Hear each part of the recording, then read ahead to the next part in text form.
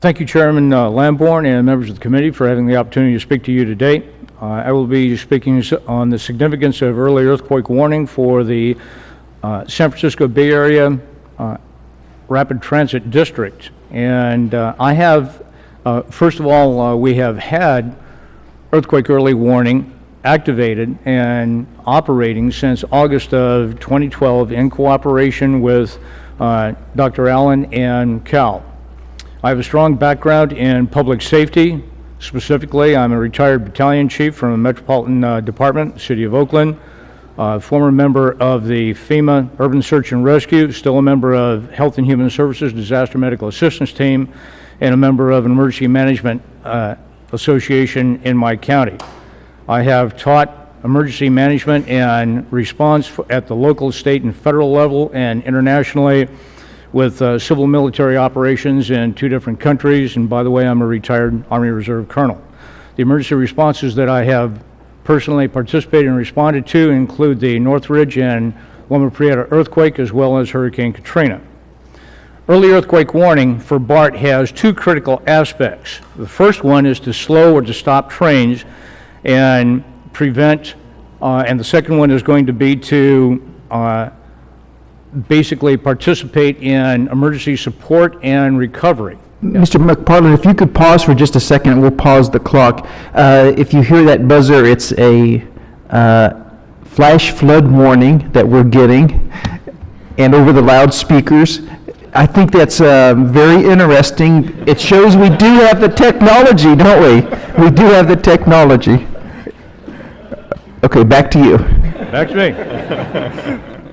That's great. It's working. The first of these aspects is going to be to slow or stop trains in the event of an earthquake and prevent injuries. And the second one will be to participate in disaster support and recovery. On the first end, as far as slowing and stopping train, life safety is our primary issue that we want to be able to protect. There is absolutely no way to predict exactly at what threshold we will be able to prevent derailments. But obviously, the faster the train is going, the more potential we will end up having for the derailment. The reason it cannot be predicted is because it would depend upon the direction of the quake, which way it is coming, whether it's parallel to the line of travel or perpendicular to it, whether the train is on a slope, whether it's on a turn, and precipitation. And so there's really no way to predict that other than the faster train is going to have a potential for derailment. And we find ourselves in a position where in the San Francisco Bay Area, we service a population of over 6 million people. The Bay Area Rapid Transit provides transportation for nearly 500,000 people per day. During peak periods, we are running 65 trains, many of them with 10 cars each, and many of them with 100 persons per car. If you could visualize the idea of taking a bus with 100 people standing on and sitting on it and run it off the road and then slam on the brakes, you can imagine the amount of soft tissue injuries potentially that we could have with those kinds of people. Can we end up having deaths associated with that? Yes.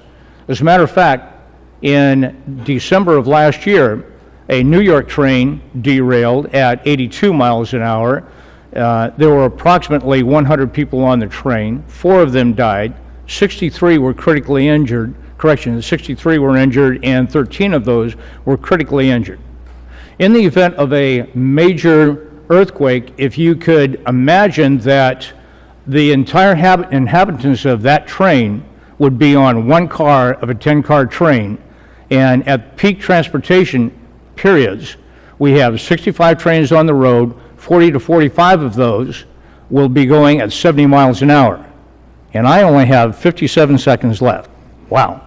Moving right along. Second issue associated with this is going to be that we have invested $1.2 billion that in an earthquake retrofit program that will enable us to be able to have a solid system that still works after the collapse of the entire infrastructure, and we can move people 1,000 at a time. because we end up doing that per train every day during the commute. Imagine what it's going to be like when we have 20 or 30 derailed trains, not to mention the impact of those patients that we would have associated with that. If you end up having a derailed train, then the use of that retrofit is going to be absolutely of no good as far as the ability to evacuate persons out and get resources in, and I made it. You can do